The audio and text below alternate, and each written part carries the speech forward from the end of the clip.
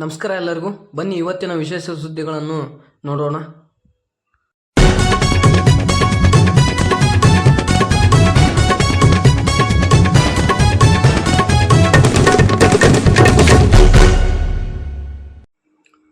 ಮೊದಲನೇದಾಗಿ ಬಾಂಗ್ಲಾದೇಶಕ್ಕೆ ಇವತ್ತು ಐತಿಹಾಸಿಕ ಗೆಲುವು.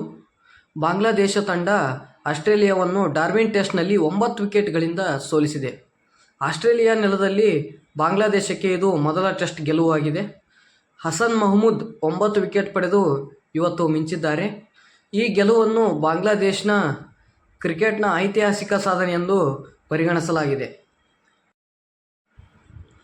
ದೇವದತ್ ಪಡಿಕ್ಕಲ್, ನಮ್ಮ ಕರ್ನಾಟಕದ ಕೀರ್ತಿಯಾಗಿರುವಂತಹ ದೇವದತ್ ಪಡಿಕ್ಕಲ್ ಅವರು ಕಮ್ಬ್ಯಾಕ್ ಮಾಡಿ ಇವತ್ತು ಟೆಸ್ಟ್ ಕ್ರಿಕೆಟ್ನಲ್ಲಿ ಮಿಂಚಿದ್ದಾರೆ.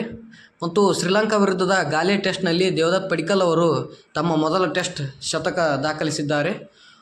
ಬಹುಕಾಲದ ನಂತರ ಟೆಸ್ಟ್ ತಂಡಕ್ಕೆ ಮರಳಿದ ಪಡಿಕ್ಕಲ್ಗೆ ಇದು ದೊಡ್ಡ ಸಾಧನೆಯಾಗಿದೆ. ತಮ್ಮ ಅವಕಾಶಕ್ಕಾಗಿ ಸಾಕಷ್ಟು ಕಾಯಬೇಕಾಯಿತು ಎಂದು ಅವರು ಹೇಳಿದ್ದಾರೆ. ಈ ಶತಕ ಅವರ ಕಮ್ಬ್ಯಾಕ್ಗೆ ಮತ್ತಷ್ಟು ಬಲವನ್ನು ನೀಡಲಿದೆ. ಮತ್ತೆ ಕೋರ್ಟ್ನಲ್ಲಿ ಕಾವೇರಿ ನೀರಿನ ವಿವಾದ ನಡೆದಿದೆ. ಕರ್ನಾಟಕ ತಮಿಳುನಾಡು ನಡುವಿನ ಕಾವೇರಿ ನೀರು ಹಂಚಿಕೆ ವಿವಾದದ ಬಗ್ಗೆ ಸುಪ್ರೀಂ ಕೋರ್ಟ್ನಲ್ಲಿ ಆಗಸ್ಟ್ 17ರಂದು ವಿಚಾರಣೆ ನಡೆಯಲಿದೆ. ತಮಿಳುನಾಡು ತನ್ನ ಪಾಲಿನ ನೀರು ಬಿಡುಗಡೆಗೆ ಕರ್ನಾಟಕಕ್ಕೆ ನಿರ್ದೇಶನ ನೀಡುವಂತೆ ಮನವಿ ಮಾಡಿದೆ. ತಮಿಳುನಾಡು ಸರ್ಕಾರ 26.954 TMC ನೀರಿನ ಕೊರತೆ ಇದೆ ಎಂದು ಹೇಳಿದೆ. ಈ ವಿಚಾರಣೆ ಎರಡೂ ರಾಜ್ಯಗಳ ನಡುವೆ ಮತ್ತೊಮ್ಮೆ ಗಮನ ಸೆಳೆದಿದೆ.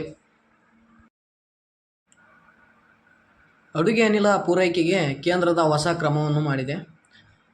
ಮಧ್ಯಪ್ರಾಚ್ಯದಲ್ಲಿನ ಉದ್ದದ ನೀರಿಂದ ಇಂಧನ ಪೂರೈಕೆಗೆ ಉಂಟಾಗಿರುವ ಅನಿಶ್ಚಯ ನಡುವೆ ಭಾರತ ಸರ್ಕಾರ LPG ಉತ್ಪಾದನೆ ಹೆಚ್ಚಿಸಲು ಕ್ರಮ ಕೈಗೊಂಡಿದೆ.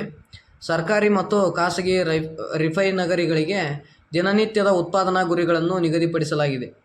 ದೇಶೀಯ LPG ಪೂರೈಕೆಯನ್ನು ಸ್ಥಿರವಾಗಿಡುವುದು ಪ್ರಮುಖ ಉದ್ದೇಶ.